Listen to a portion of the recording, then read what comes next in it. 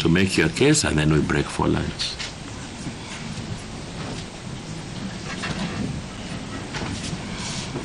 And where is the alleged contempt now? He should be standing somewhere with police so that he doesn't run away.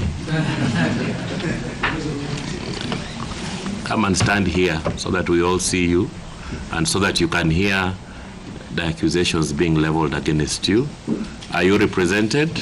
Yes, I am. Good afternoon. Yes. Mr. Hassan. With that? My name is Isa. Yes. Okay. And you are ready to proceed? I'm ready to proceed. You filed all your documents? Yes, I filed my response. Okay. I filed my list of references. Okay. So sit down. Mr. Omtatah, make your case. My lords and my lady, I just checked with my time. I think I have 24 minutes that were allocated to the...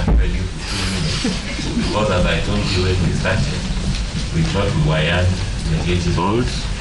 We have actually sat here without a break. I'm guided, my lord. Yes. Yes, my lord. The application is dated the 4th day of July 2023.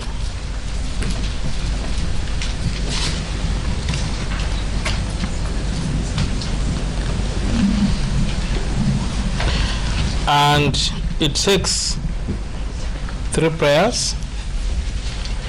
Prayer A is that the Honorable Court be pleased to cite Mr. Daniel Kipto Bargoria, the Managing Director of the Energy and Petroleum Regulatory Authority, for contempt of valid orders of this court issued on 30th June 2023, which were duly and effectively served on him electronically on the same date and physically on 3rd July 2023, and consequently commit him to jail for such a period not exceeding 6 months or such a period of time as this honorable court may deem fit and or proper as would be sufficient to punish the contemnor. The other prayer seems to have been overtaken by the way the court directed proceedings, because I requested that the first and second and third respondents be denied audience until the contempt is purged.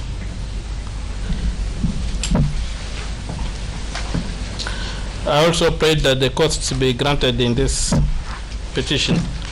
I've laid out the grounds of the contempt.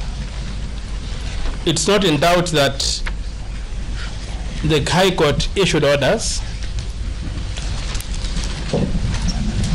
suspending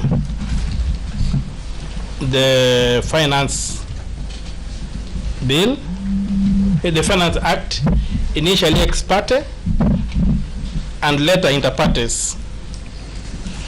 After the issuance of those orders, which were very, very widely canvassed in in media, both the press and social media, and electronic media,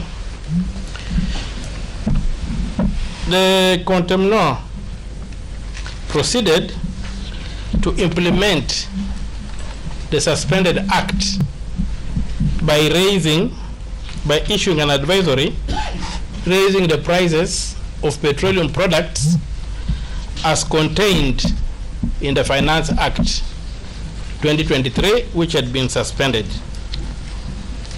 It was within his knowledge that the act had been suspended. The order was served on him. I even took the extra step of looking for his mobile phone contact, which I got, and we engaged in a lengthy discussion which I've attached as evidence on this application. I've also attached a certificate to comply with the Evidence Act of the equipment I used. We also have an affidavit of service confirming service of the orders on the organization which the contempt heads. All these efforts, Your Lordship, amounted to nothing. For him, the court had no authority to suspend the act, and he was not going to abide by the orders of the court.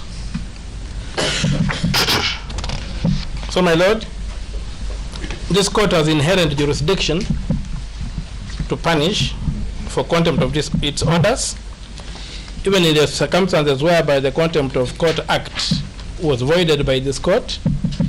It still contains that power. And authority of the courts, my Lord,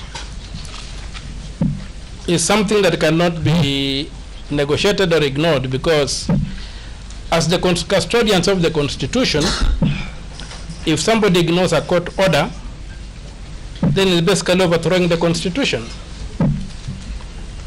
So, my Lord, with those few remarks, I pray that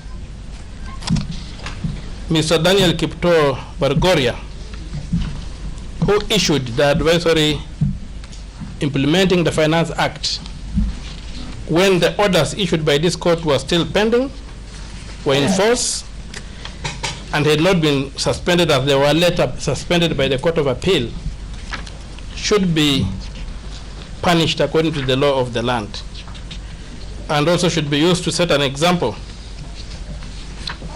to others who would be equally minded to think that because they occupy certain offices, they operate above the law. With those few submissions, my Lord, I'll pray on my motion. I'll rely on my motion, hold the contempt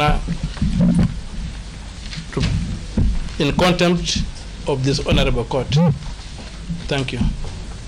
Thank you very much. We now come to our break. We'll break and come back at 2:15. 2:15. We'll continue now with the rest of the case.